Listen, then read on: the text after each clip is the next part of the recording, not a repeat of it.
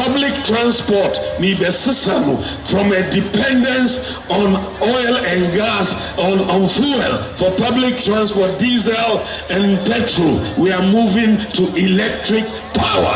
We are moving to electric vehicles. Sana yeko 2-wheelers, 3-wheelers, 4-wheelers electric vehicles no estimates nyamiadum buses no omo start here but before aba now the electric buses are too eager now cost of public transport are down by at least 40%. Now for us as a country, where I want to see us go in the next few years is to move public transport completely from a dependence on petrol and diesel to fully electric vehicles. That is really where Ghana ought to go. And it is doable. It's very doable. It's not something that, it's far-fetched, right? Orders are already being made by other countries. Orders are being made by other countries. As a matter of policy, we ought to move away from petrol and diesel to electric vehicles. As a matter of policy, the whole issue of climate change and that transition, that energy transition for Ghana and moving away from that dependence on fossil fuels to more, green energy is very, very important for us. And this is one of the ways in which we can achieve that transition. Because as you know, we spend a lot on fossil fuels. But the other thing that is very, very important for Ghanaians, households, individuals, is the high cost of transportation. If you look at the cost of transport in Ghana, there are two elements that dominate that pricing formula for transport. One is fuel, the other is spare parts. Isn't it? Yes. Those are the two elements that dominate the cost of transport: fuel and spare parts. Now, with what you're doing with electric vehicles, generally, the fuel cost really becomes very minimal. Yeah. And then because of the nature of the engines for electric vehicles, they don't have high maintenance. It's very low maintenance. Very, very low maintenance. So with these two elements, you will reduce the cost of transport very significantly. And so in this era of this increased high cost of living, don't say it's not possible. It is possible. It is. For example, you could really help the TVET institutions design a curriculum in terms of EV maintenance and so on. Because as we move and see more adoption of EVs, you'll need more people who can maintain. We as a country really have to believe that it is possible to leapfrog many of the advanced countries in the area of technology.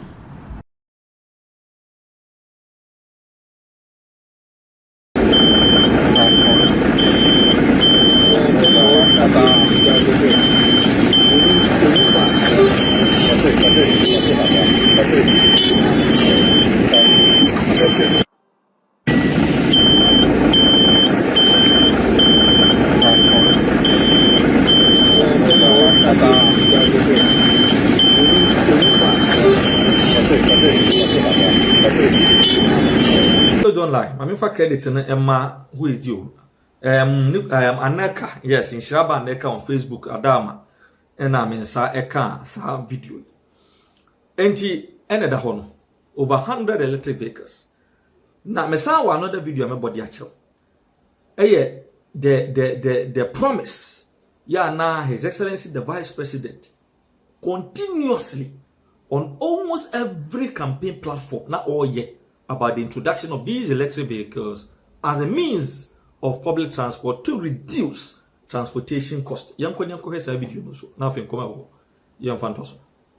Public transport may be system from a dependence on oil and gas, on fuel for public transport, diesel and petrol. We are moving to electric power. We are moving to electric vehicles.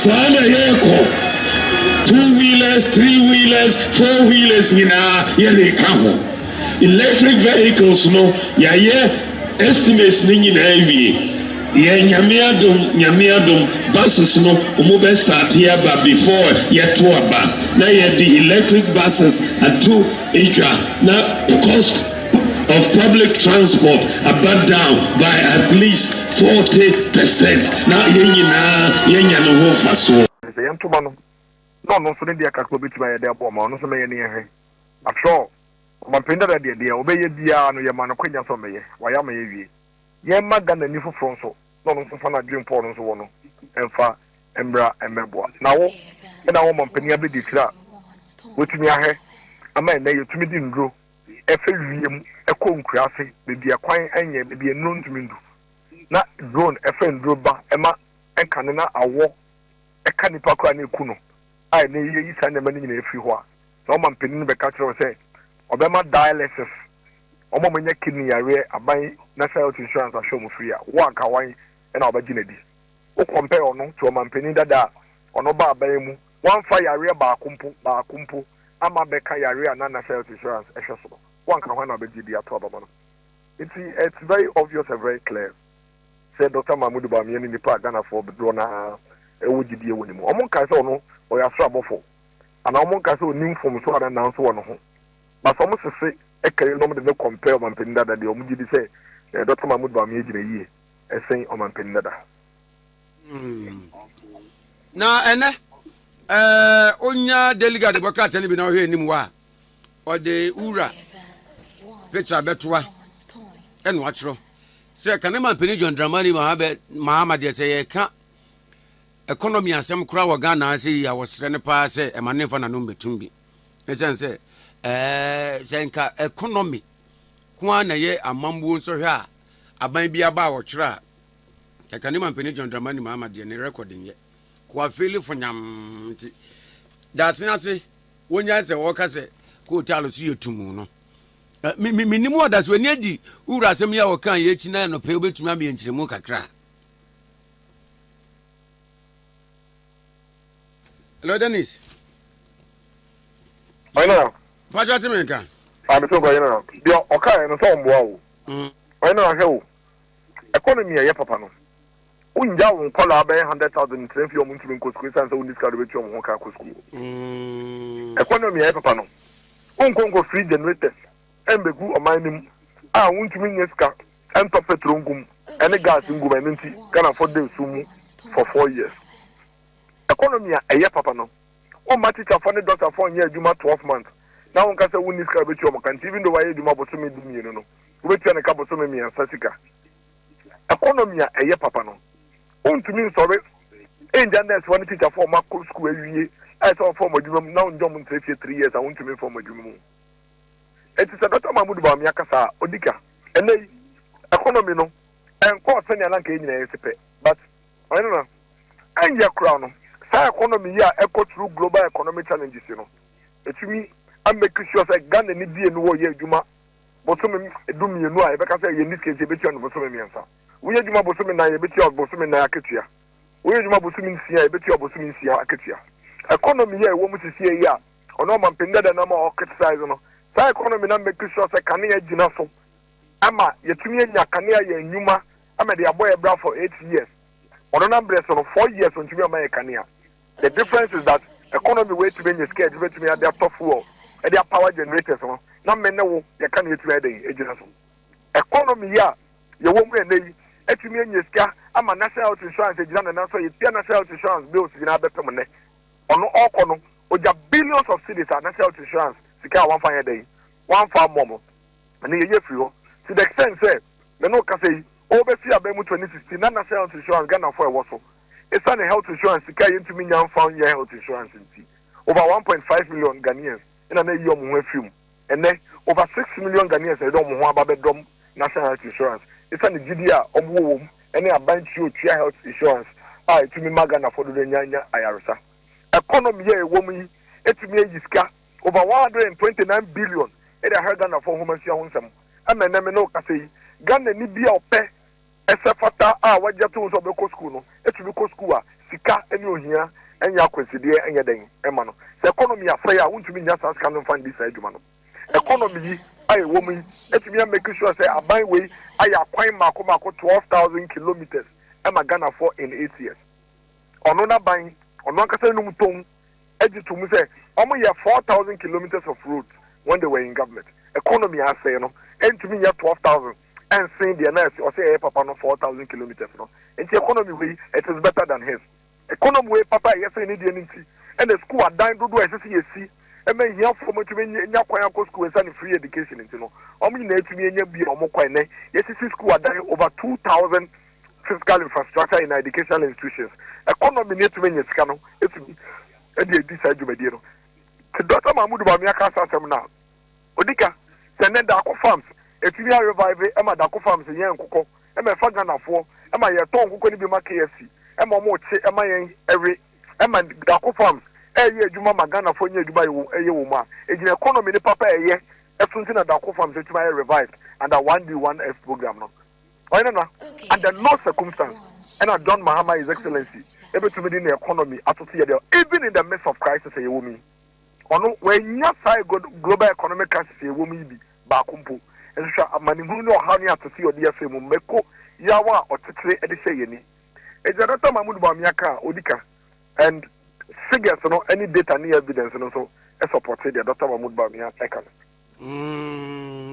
But we are now argument na kwa say aban wa ye bidie na nso so wo hwe haircut de ye bebe mu yi ene nkrofo investment akone number bi ama ho kira ba aya na nkrofo just pose ni mienu am ka say enye kura no we de haircut ne de na no eden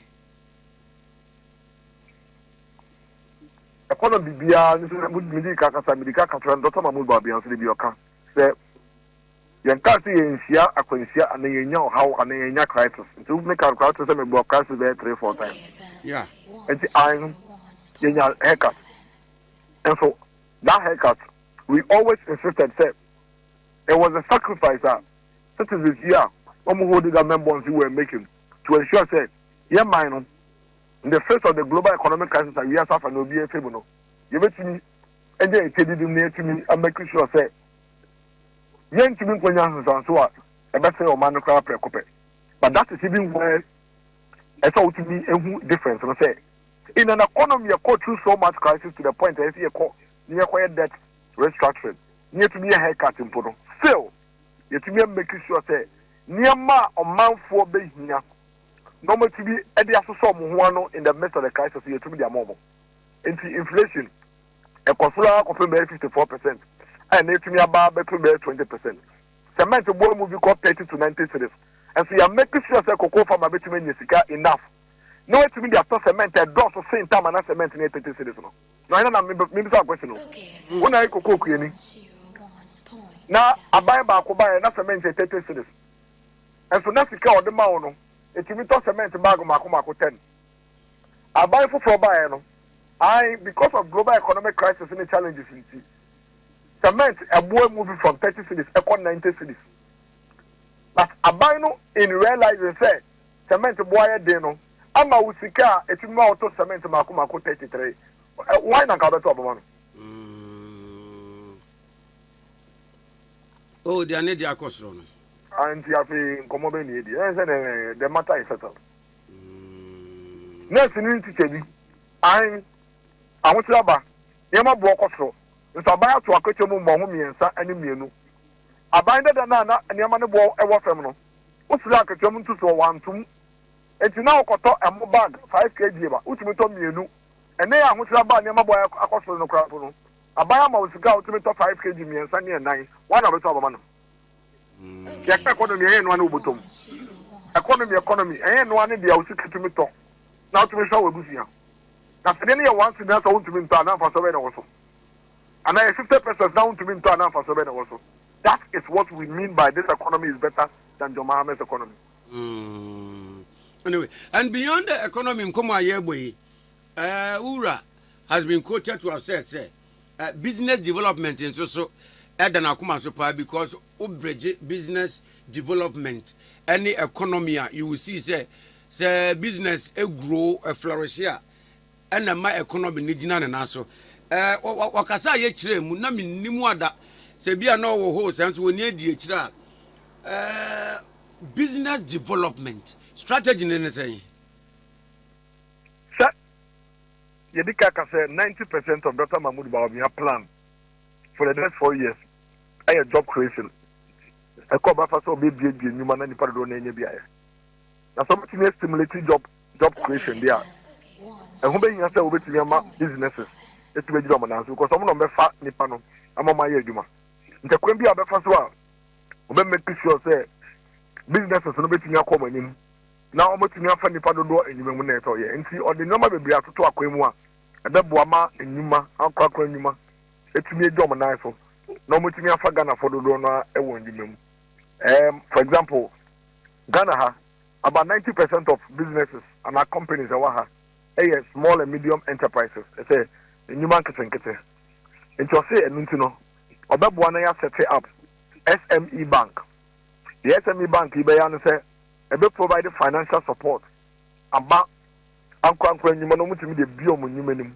Se na beya omo betimi afa Ghana for do no mo ma yeduma. Ebiem last week here Walanti credit scoring system. Yes, I say to Yama to me and make sure say they take it off. Your credit scoring system there and say a bomb Ghana for the donate to yes in ya a crown between a Tony Yama and then no much cracker. What it means is that the part do a bit not sort of Yamane Baba Dawson. Until you money in my friends and businesses. Omubenya a lot of demand. Now we a lot of demand and I say Mubenya so bet me a no man do na asopo.